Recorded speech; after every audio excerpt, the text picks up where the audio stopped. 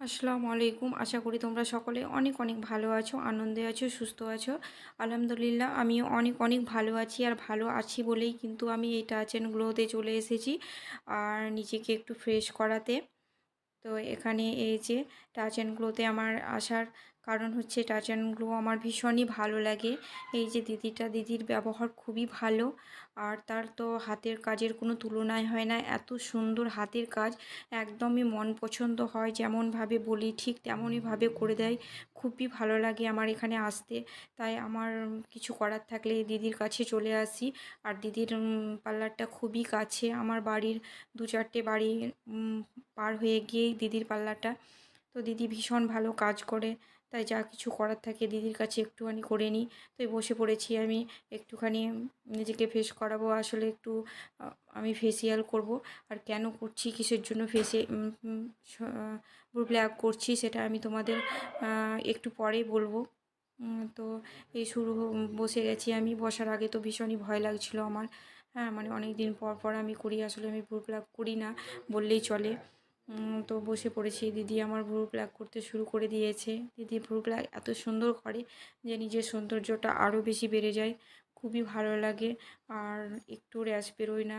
আমার তো ভীষণই ভালো লাগে। আমি তো ভয় পাই, কিন্তু দিদি বলে আমি এমনভাবে করে দেবো যে একটু ভয় লাগবে না। তো সত্যি দিদি এমনভাবে ভ্রু প্লাকটা করে না, অনেক দিন পর করি তবু একটুও কষ্ট হয় না, খুব সুন্দর হয়। তো এই যে দিদি এবার শুরু করবে আমার ভ্রু প্লাক করাটা। তো দিদি ভ্রু প্লাক করতে শুরুই করে দিয়েছে। তার আগেই আমি ভীষণ ভয় পাচ্ছিলাম, কিন্তু দিদি বললো না না কিছু হবে না, বসে পড়ো। আর দিদি শুরু করে দিয়েছে, করছে। কিন্তু আমার একটু একটু লাগছিল, কারণ আমি খুব অনেক দিন পর পর আমি ভ্রু প্লাকটা করি। আসলে ভ্রু প্লাক করি না বললেই চলে, বছরে 1বার বা 2বার। আসলে কোনো অনুষ্ঠান যখন থাকে আমি তখনই ভ্রু প্লাক করতে চলে আসি এই দিদির কাছে। আর দিদি এত সুন্দর করে ভ্রু প্লাক করে দিয়ে কী আর বলবো তোমাদের। খুবই সুন্দর, খুবই এত সুন্দর কাজ, দিদির হাতের কাজ খুব সুন্দর। তো এই যে দিদি ভ্রু প্লাক করছে আর আমি বসে আছি চুপচাপ একদমই। আর দিয়ে পাশে মজু ছিল আমার।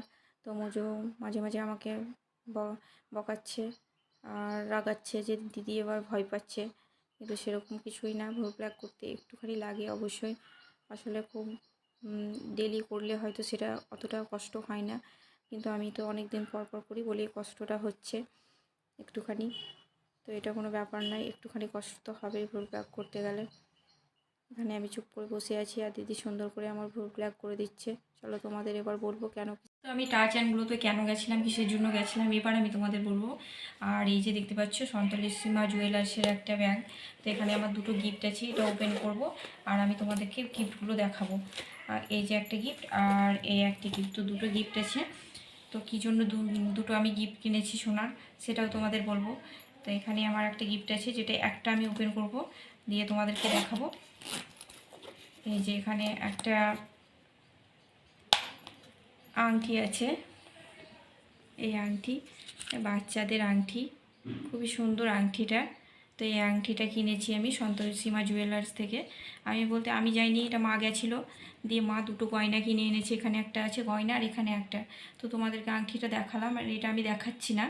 আর কী জন্য গিফটটা কিনেছি সেটাও তোমাদের বলে দিচ্ছি। আসলে আমি তোমাদেরকে বললাম পার্লারে গেছিলাম, তোমরা দেখলে পার্লারে গেছিলাম এই কারণেই যে নিজেকে একটু ফ্রেশ করতে।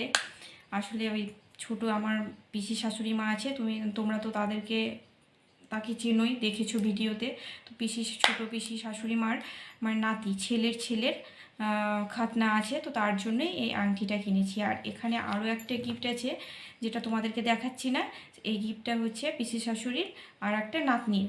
তো ওর নাতনির নাক ফোড়াবে, কান ফোড়াবে, তার জন্য একটা গিফট আছে। এটা আমি তোমাদের আর ওপেন করে দেখালাম না। এটাতে কি হতে পারে তোমরা গেস করে আমাকে কমেন্ট বক্সে জানাবে।